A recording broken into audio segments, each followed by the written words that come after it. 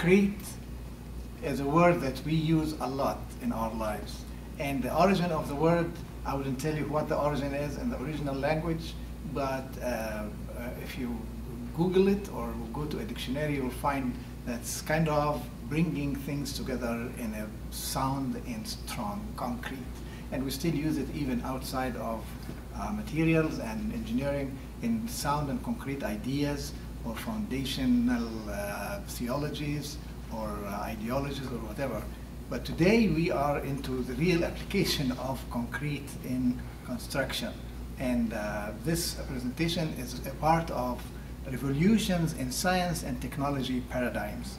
Now, this is part of the first Eastern Illinois University Symposium on Technology and Society, and I am sure you will concretely enjoy this presentation presented by the chair of the School of Technology at Eastern Illinois University, Dr. Austin Cheney. He is my chair also. I work at the School of Technology. So without much ado, please welcome Dr. Austin Cheney, Concrete. I want to thank Dr. Wafiq Wabi for the opportunity to present here today. I'm going to be talking about the revolution in science and technology that happened because of the development of Portland cement. So it's a concrete advantage. As we know, cement is the main ingredient of making concrete, and this invention revolutionized the construction world. So let me talk about that a little bit today. First thing I'm going to do is give a little bit of a history of concrete construction and how it happened over time in the early years. I'm going to talk briefly about the development of Portland cement and the time period that happened, and then give you an idea of the breadth of applications of cement-based products, primarily concrete, but it's also used in other applications as well, and give you an opportunity to ask any questions. So one of the things that everybody's aware of is the pyramids. And there's a long-standing accepted belief that these pyramids were constructed of stone that was hewn, it was quarried and hewn in Egypt. So I'll give you an idea of what the mainstream theory is of pyramid construction.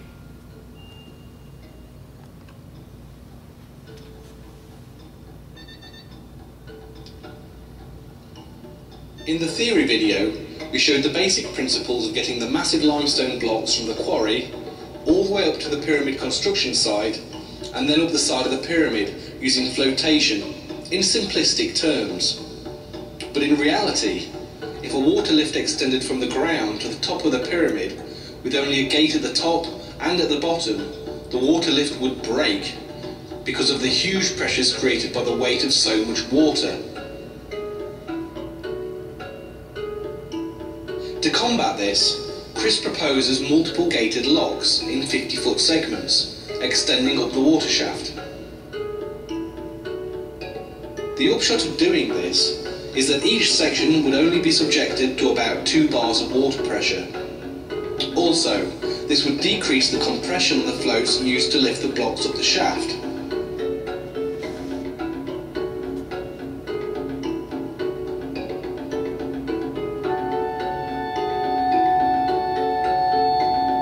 Would be continually moved upwards in 3s and 4s between each set of locks.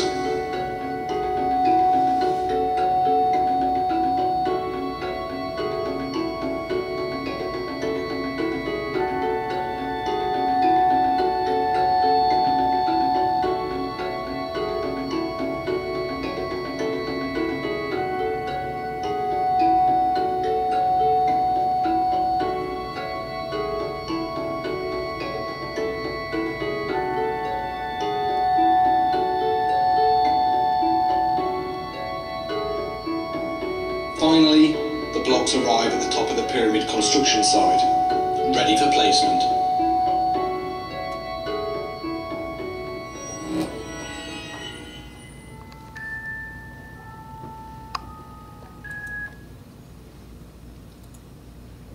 So you can see one theory that's been proposed and widely accepted, actually.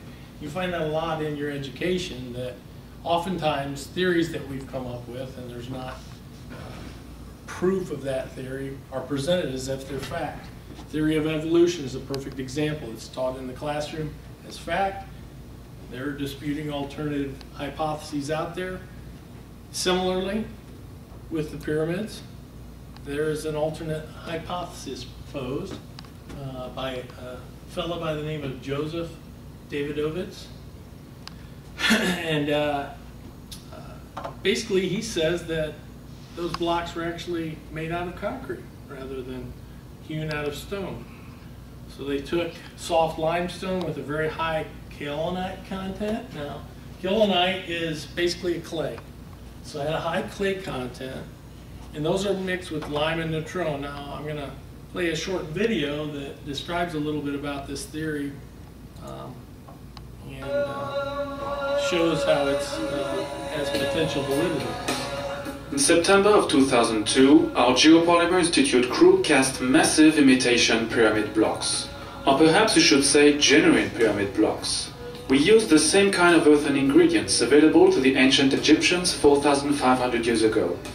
These massive blocks have the same chemical makeup and appearance as blocks of the Great Pyramid. The limestone we used consists of fossil shells called numidities, like those in the Giza bedrock. Like in Giza, our French limestone is so loosely bound it doesn't require crushing. But unlike in Giza, it contains no kaolin clay. We heap the cement additives, lime, natron and kaolin clay, near the limestone. The two components will react in the water and will in situ geological glue, which will then yield the hard geopolymeric rock agglomerated limestone. We start making the cement by mixing sodium carbonate, found in Egyptian natron, and lime in 500 liters of water. We then add the kaolin, inherent to Giza limestone, and stir the mix with a wooden tool. We dump 1 ton of limestone rubble into the basin and mix it with the cement. Several days later, water has evaporated from the basin, so we remove the disaggregated limestone for making the block. Inspecting the mixture, 95% limestone aggregates and only 5% rock-making binder. Between 12 and 17% of water give it the consistency of wet sand. One squeezes the mixture with his hand and it keeps its shape. This batch will quickly gain strength.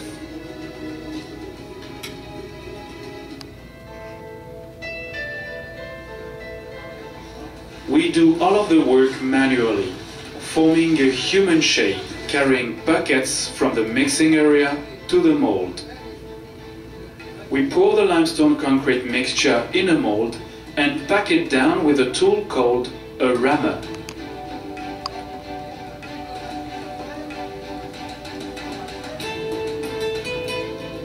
Compacting the material requires little effort.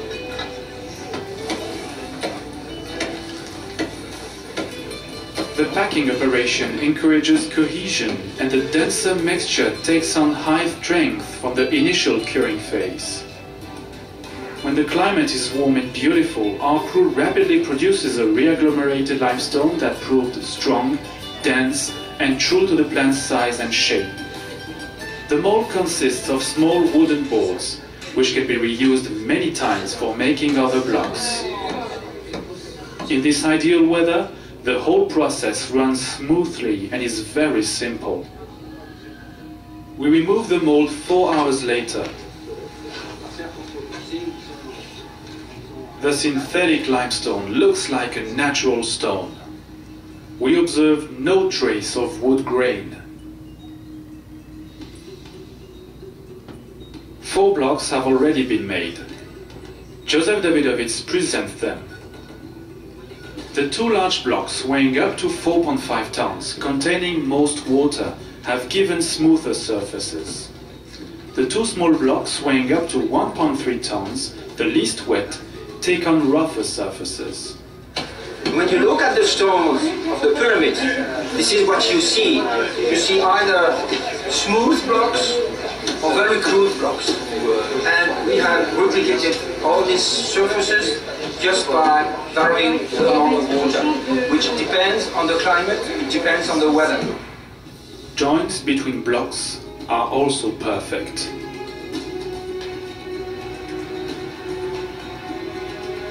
It will take 3 months for the stones to fully cure because of the climate of northern France. In 4,000 years, will future archaeologists insist that our imitation pyramid stones are natural limestone?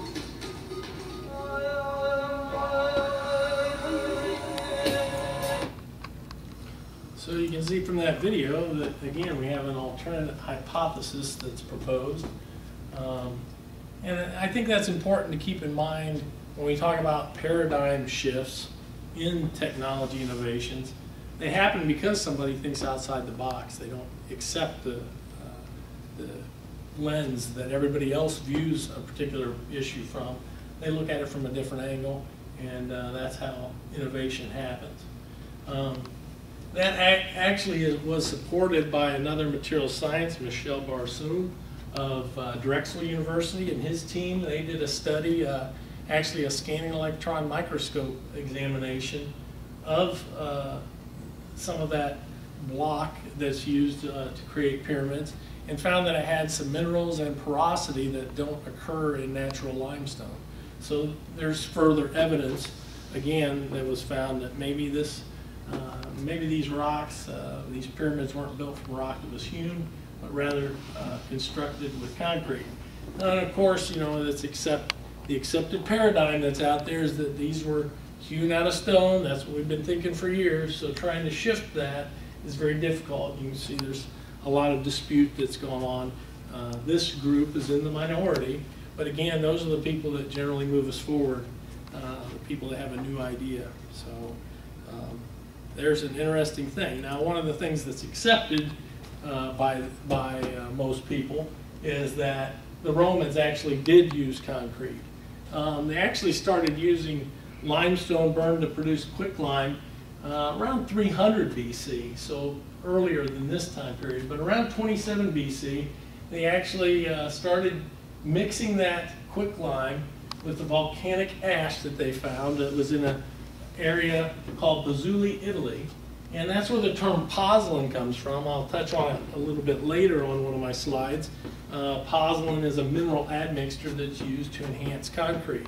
And so that's where that term comes from. That the volcanic ash, which is chemically similar to pozzolan's modern day, was actually found in Versatility, Italy, which is where the name came from. So that mortar is combined with fist-sized rocks and shaped or packed into shape to create structures.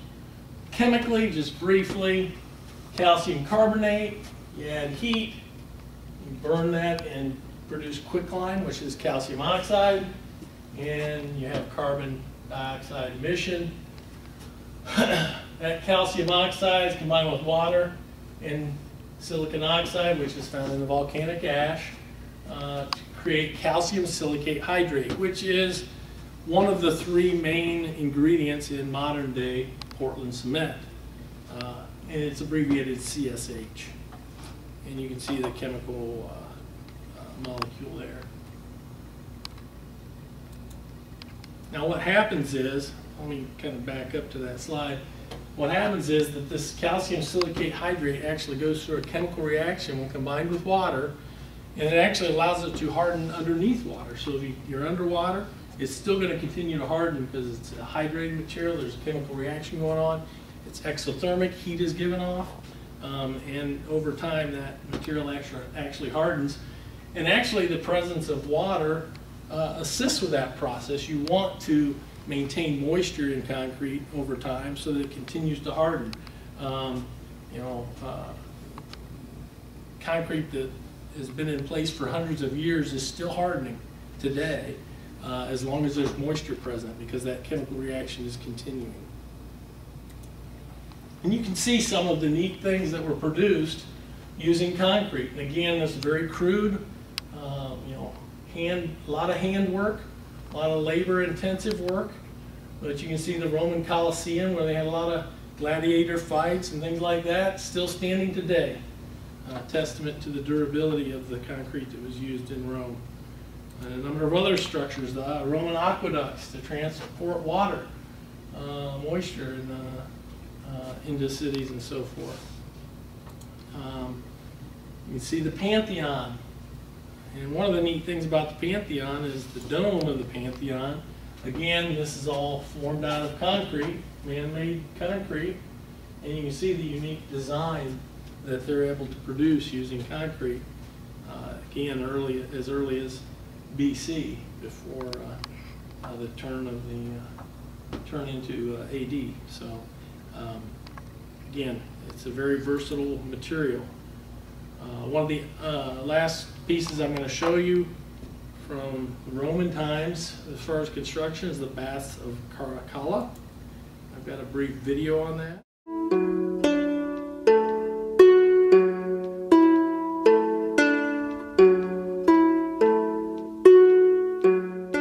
These massive baths were built by the Emperor Caracalla in the early 3rd century AD. Over 10,000 Romans could come here every day and enjoy the hot and cold baths, the swimming pools, the libraries, and the public exercise spaces.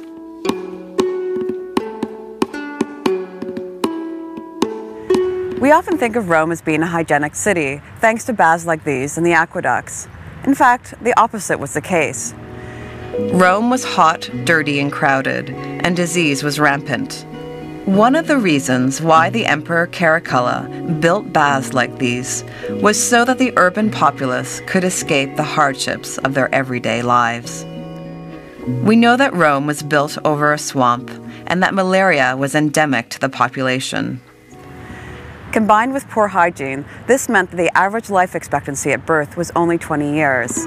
Under these conditions, one would have expected Rome's population to decline. Instead, it grew to a city of 1 million people in the 1st century AD, as a steady stream of immigrants came to seek out new opportunities in the imperial capital.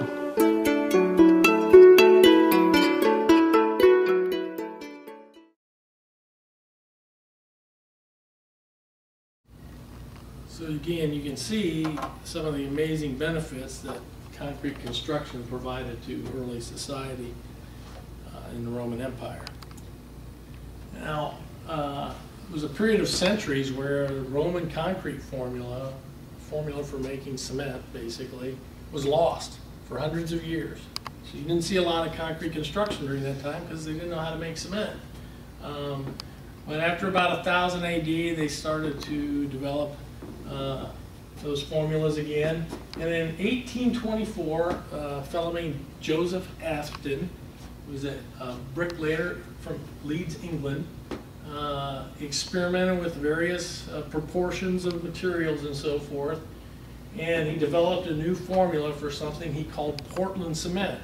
Now the reason it gets its name, and Portland isn't a brand name, that's the common name that we use for modern day cement, and there are a variety of formulas, but Portland cement was named because it resembled the product that Joseph Aspdin produced a material that looked like the natural stone found in the Isle of Portland in England. Again, a lot of the names we have for things come from where things come from, essentially. So again, he developed that formula in the early 1800s, and they started using that in concrete construction. Now these are some of the basic ingredients that are used to produce concrete. Does anybody know what any of those are? Anybody? Okay, we have here is a picture of some limestone. Here is some natural clay, and over here is some sand. Those materials are crushed, ground in proportion. Preheater is used to warm up the temperature of those materials for easier production, and also to drive off any leftover moisture that's still left at that point. A rotating kiln, and I'll show pictures of this in a short video as well, basically increases the temperature as the material moves down this angled kiln that's rotating, and eventually it produces something called cement clinker. So I'll show you a picture of that. Over here you see the clinker. Basically looks like small pebbles, generally a rounded shape. You get some that aren't round that are produced, but generally they're round, small pebbles. they're producing. You see one here that's pretty hot, and again, temperature goes up to around 3,000 degrees Fahrenheit. So it gets very, very hot, which is required to cause the chemical transformations that produce cement. Now that clinker is ground up. Gypsum, which is a naturally occurring element, is added at about an amount of 5%. Now, the reason the gypsum is added, if it wasn't added to the cement would hydrate very quickly and harden very quickly, and it wouldn't be workable very long in a concrete mixture. So they add gypsum in small amounts to control that set time and keep it from setting up too quickly, so people have time to place it and work it and make it look nice before it hardens, before it begins to cure. You can see down here one of my 3 dogs. This is gypsum. You can see the similarity between her and the gypsum. So this is a schematic that kind of just shows the overall process. A cement plant is a huge investment. It's about $1 billion overall investment to start a new cement plant. So it's critical that it's located in the right place. And they want to locate it in a place where they have a large supply of naturally occurring limestone. That's critical, because if they don't, they got to get the limestone to that cement plant, which is using huge amounts of limestone. It's very expensive to transport the material to the plant if it doesn't exist at the site. And there are cases where that has actually happened, where they placed a cement plant somewhere and there wasn't as much naturally occurring limestone as they thought. It ended up being very expensive because they have to barge in material to produce the cement. It's a huge expense.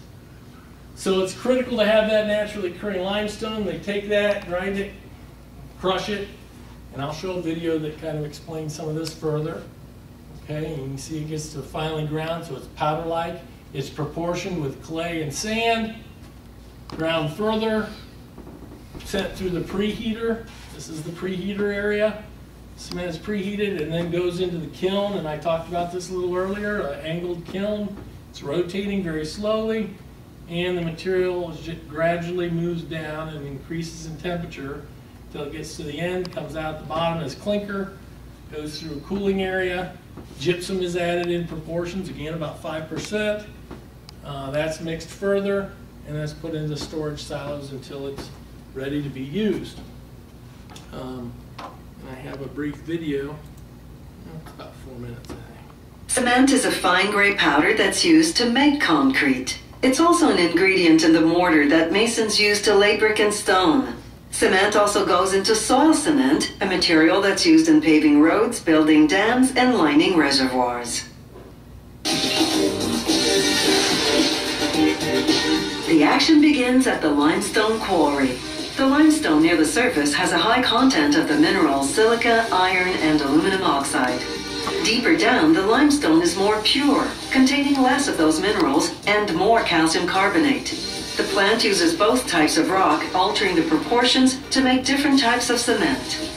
Workers drill holes in the rock wall in which they plant powerful explosives. For safety, the workers have to position themselves behind the area they're blasting, maintaining a distance of at least 50 meters.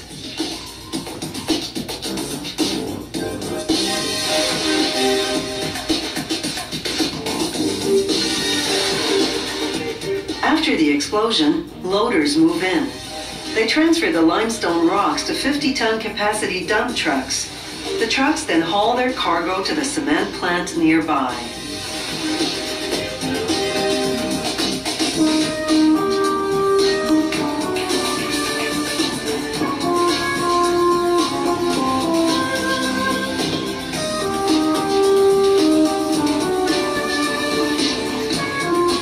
At the plant, the trucks dump the rocks into what's called the primary crusher. The rocks can be as big as a piano. The primary crusher reduces them to about the size of softballs. There's a constant spray of water to keep the dust from billowing up and settling on the chutes.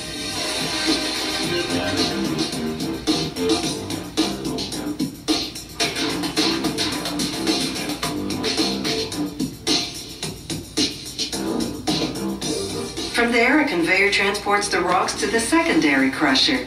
It reduces them further to about the size of golf balls.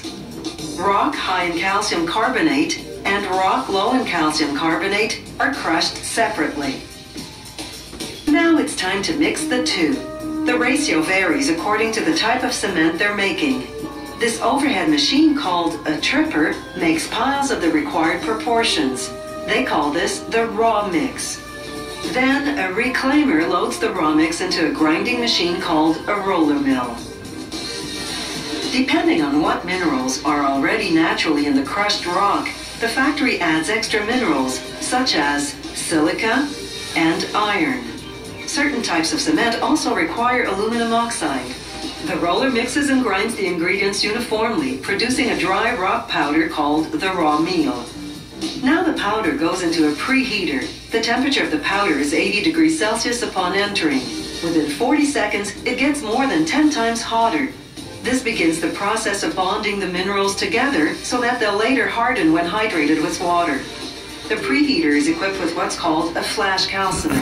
In about 5 seconds, it removes 95% of the carbon dioxide in the powder through a chemical reaction. This isolates the lime, which is the most important element in cement. From there, the powder moves into a rotary kiln, a huge cylindrical furnace. It's set at an angle so that the powder moves from top to bottom a distance of 49 meters. The kiln rotates about 2 turns a minute to ensure the material travels through at the right speed. The burner's gas flame at the bottom reaches a scorching 16 to 1700 degrees Celsius. As the powder approaching it reaches the 1500 degree mark, it fuses into pieces about the size of marbles. These pieces are called clinker. As the clinker leaves the kiln, large fans cool it down to between 60 and 80 degrees Celsius. It's important to cool the clinker quickly in order to have quality cement. From here, the clinker goes to the storage area.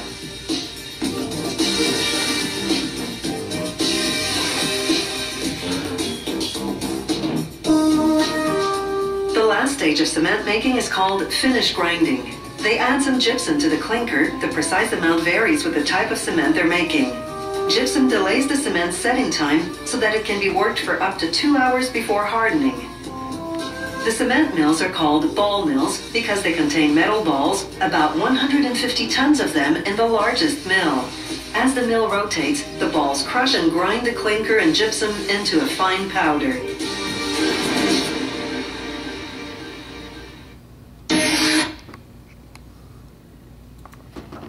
So that gives you a basic idea of the modern cement making process. One of the things I wanted to point out is how we actually take heat that comes off of that material after it's been produced, the clinker, and is actually brought in and recycled to produce the heat for the preheating area. So again, part of that issue with sustainability and things that we talk about, a very hot topic today, trying to conserve energy. It's economic and it's also good for the environment.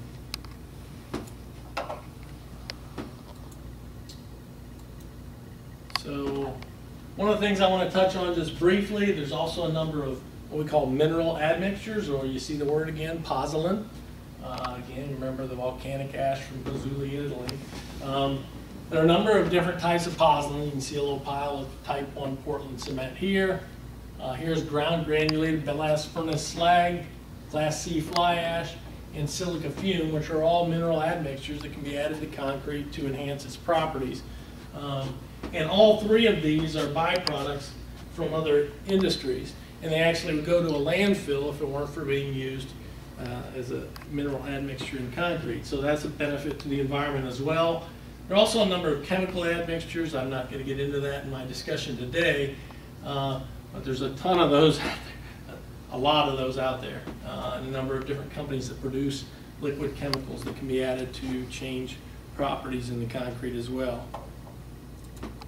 So now what I want to move on to is, okay, we had this revolution in paradigms that happened in the early 1800s, and that really changed the way, through the Industrial Revolution and all those sorts of things that happened, the way that cement is produced and used in concrete construction. You can see one of the local area skylines that people are probably more familiar with, the Chicago skyline, and many of those structures, the skyscrapers that you see in Chicago, were constructed with concrete, and even the ones that are steel-based structures the foundation upon which that is all built is concrete. So concrete is a huge building material that has literally changed the landscape of our world. And again, it's not just in the local area, a couple other major cities in different parts of the world. You see the Tokyo skyline. Again, this wouldn't be possible without Portland cement. And the third one in Dubai. Again, you can see the skyscraper. I believe this is still currently the tallest building in the world. It might not be anymore. It changes yearly, it seems like. Again, a lot of awesome things have happened because of concrete production and cement production, essentially, which is the main ingredient in concrete, or most important ingredient in concrete. And you can see, basically I'm going to talk about some of the different ways that concrete is used, and through pictures kind of exhibit some of these characteristics of concrete that make it so useful today. Its strength, its durability, versatility, thermal mass, reflectivity, and sustainability of concrete. So let's talk a little bit about strength. Again, here's an example of a skyscraper. You'll see these all over the world. Again, you could do this with steel, you could do a steel structure, but you can't build these things without a concrete foundation. So you need that building material regardless of what you use to actually build up the structure. You need the foundation. One of the other places where you see strength and durability, well, actually you don't see it because it's underground. Okay, you can see foundation walls that were poured here, again providing the base for any construction that's built up after that. Septic tanks, which we take for granted. If you have a septic tank, you take it for granted unless it backs up and isn't working, and then it's a problem. But again, without concrete, how do we build those? It's very difficult. So the septic tanks are built with concrete as well. Some of the other underground construction, concrete pipe. You can see one of the big advantages, strength and durability. You can see it's laying on pipes of other materials, and you can see how they're being crushed by the concrete pipe because it's significantly stronger and heavier than those. You know, if you have a huge water washout, large rainfall, maybe a flood, the concrete pipe is much less likely to float up and drift away. It's going to continue to function generally because of that large mass of the concrete. And again, the durability is also good. Because it's also a structural member, unlike these, you can put a heavy load on it and it will maintain its shape and continue to function properly. You can see here's some a culvert. Again, it's conserved not only as a waterway, but also as a structural element that traffic can drive over. One of the other things that's interesting about concrete, concrete is very strong in compression, but it's very weak in tension. It's essentially a ceramic. You take your finger like this and you bend it, and you feel the bottom of your finger, it's being pulled, so that's in tension. The top is being compressed. You can see my knuckle skin. I'm getting older now too, but so it's really pronounced, but you know, the skin on the top of my knuckle is being compressed, the bottom is being stretched. So this is what happens to a long concrete beam, let's say, that's being loaded in the center and supported at the two ends. It's going to be stretched like this, and this bottom edge is going to be in tension. And again, what did I say about concrete? Good in compression, not good in tension. So as a beam, it wouldn't function very well. So because of that, we use steel cable to reinforce that concrete. And there's two different approaches, basic approaches that we use. One is what we call pre-stressed or pre-tensioned. We actually stress wire strands with significantly high loads, okay? And we hold that there and pour the concrete on top of it, allow it to harden and cure. It's accelerated curing. They apply heat and steam through steam to speed up the curing process because it's a production environment and they need to produce beams very quickly for financial reasons. So they raise the strength to a certain level, then they, you know, basically release those strands, and the strands are held in place through the friction of the surrounding concrete. But that tension of those wires basically holds that beam together, and you can see on these beams, the pre-stressing strands are down at the bottom of the beam. And that's because, again, that's where the tension of the beam in place is going to see, it's going to see tension in the bottom of the beam. So we want to make sure that the tensile strength is added at the bottom. So that's the reason for the metal strands being at the bottom. You can see down here, post-tensioning system. There are some YouTube videos out there if you want to see that in action. You basically cast the slab. You got a hole, a through hole in that slab that contains strands, metal strands, and those are stretched after the concrete's in place. So that's post-tensioning. Again, it's primarily to support bending and tension loads that material will see in place. Because of that capability, it's used for a lot of long span bridges. You can see here a lot of versatility there. I'll move into some of that discussion in a little bit. Another cement-based product, cement-based tiles and siding. Very durable product. Again, very versatile. We cast in a lot of different colors and shapes and sizes. And it'll basically last a lifetime. Termite resistance, another important issue with regard to durability. You can see a termite there. And now if you have a wood home, you can see it kind of feeding on some wood right now. You don't want your termite to look like that. Okay?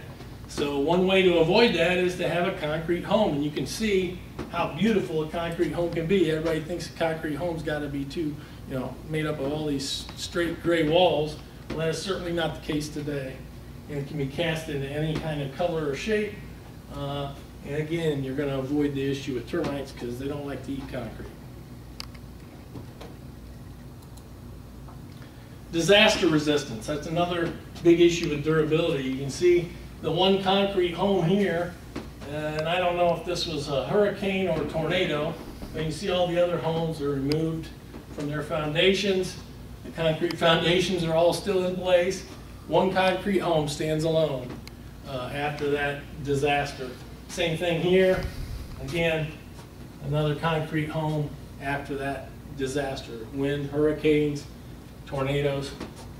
Fire resistance is also excellent. And there's a lot of testing that's done with concrete, either poured in place concrete or concrete block, to test its resistance to heat. My father-in-law actually had a photo, and I don't have a copy of it here today. But in the Philippines, when he was stationed there was a huge field, and a set of concrete steps sat alone in that field. It's the only thing that's left after a huge fire, burnt down all the straw homes, and the set of stairs was sitting out there by itself. Again, a testament to concrete's durability. Versatility. It's a very versatile material. Now here's another example of versatility. If you've seen the movie Zoolander, you can see Magnum, and then a little bit softer look, Ferrari. You know, he's got a lot of versatility, doesn't he? Let's watch a video on I that. just have a few more questions, if that's okay. Cool. So when did you know you wanted to be a model? I guess it would have to be the first time I went through the 2nd grade. I caught my reflection in the spoon while I was eating my cereal, and I remember thinking, wow, you're ridiculously good looking. Maybe you could do that for a career. Do what? Be professionally good looking. Right.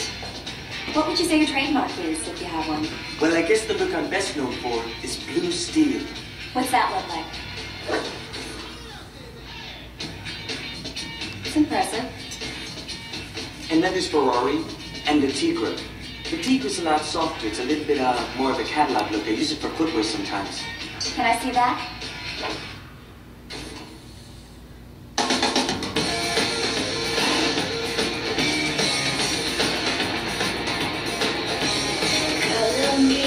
Without Derek Zoolander, male modeling wouldn't be what it is today. He is a fashion icon. So do you spend a lot of time working on these looks, thinking about them? Oh, sure. I've been working on Magnum for at least the last 8 or 9 years. Magnum? That's intriguing. Can I see that? Are you kidding? I shouldn't even be talking about it. It's nowhere near ready. It's almost like there's a light around him, and he exudes beauty. I think about Derek every time I design a collection. Derek, I don't know if you're familiar with the belief that some Aboriginal tribes hold. It's the concept that a photo might steal a part of your soul. And what are your thoughts on that as someone gets his picture taken for a living? That blue steel, Lucky Duck. Oh my gosh, the styling. So, again, the Magnum, you can see, was the culmination of that movie, and you can see the versatility there. Thankfully, concrete has more versatility than Derek Zoolander. You can see a piece of it here. The Falkirk wheel, it's in Scotland. It actually is used to rotate and lift ships. And you can see the different vessels here. This actually rotates and lifts ships.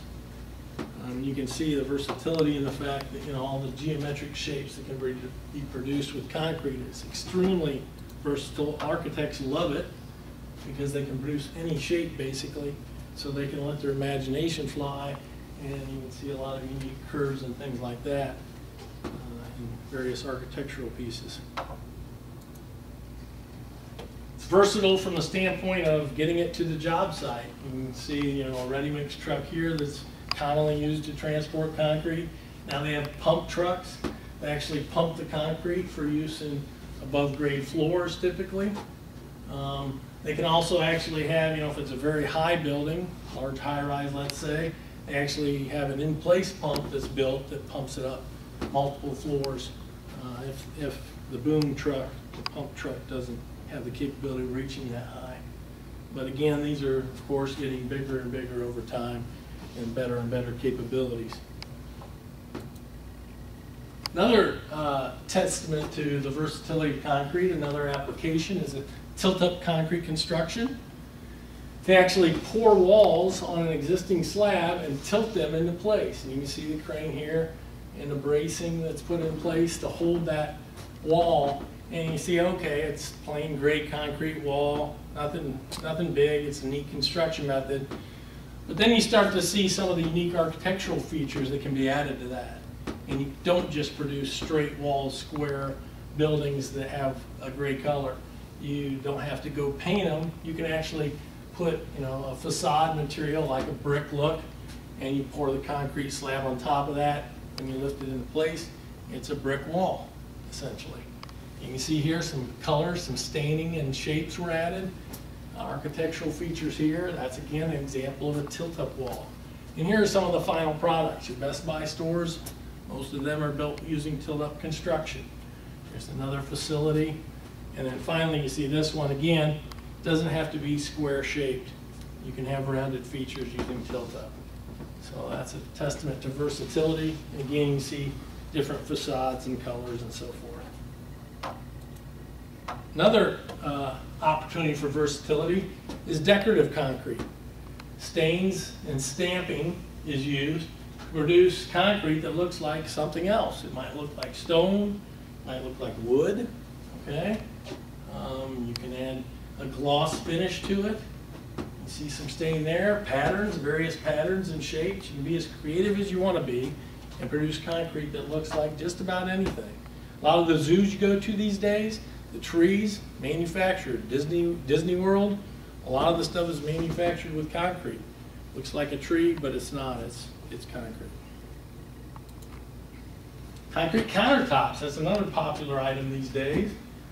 A lot of people aren't aware of that, and you see an example here of it being poured. You've got some reinforcement in there to help with the tensile strength, and concrete's being poured in there. And you can see it's not gray, it's colored concrete, it's brown in that case. And you got a lot of different architectural features that you can have, and you can have any shape you want, essentially. The concrete can be formed that way. Colors, any color you want. Okay? It's a lot of opportunities for versatility with concrete countertops. And that's getting to be a big business anymore.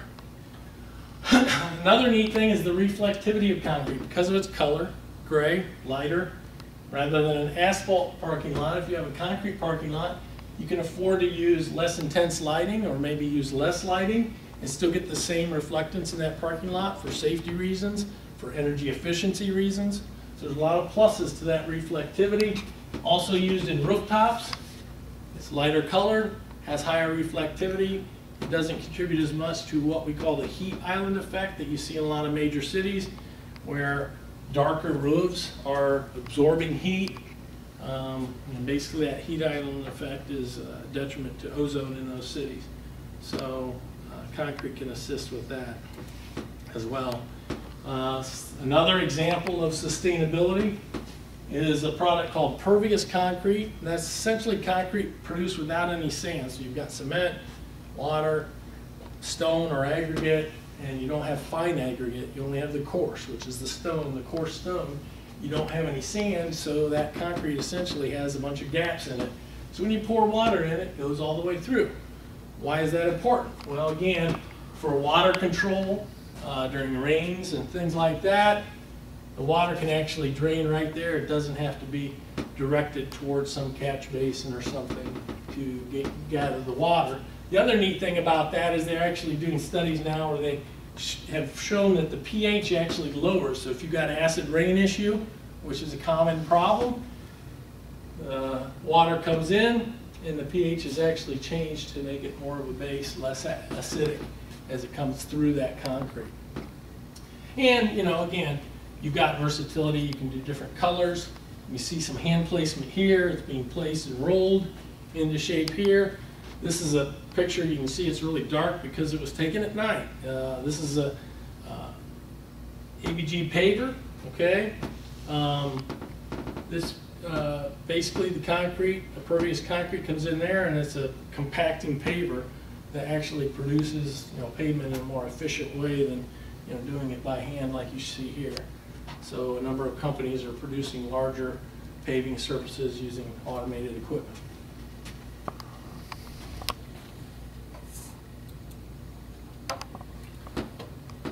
So again, just to reiterate, you know, because of that invention of Portland cement, it allowed us to produce concrete in a much more efficient way and change the landscape of the world we live in, and give us a lot of opportunities because of these characteristics of concrete. Are there any questions? Thank you very much. Again, thank you for your time.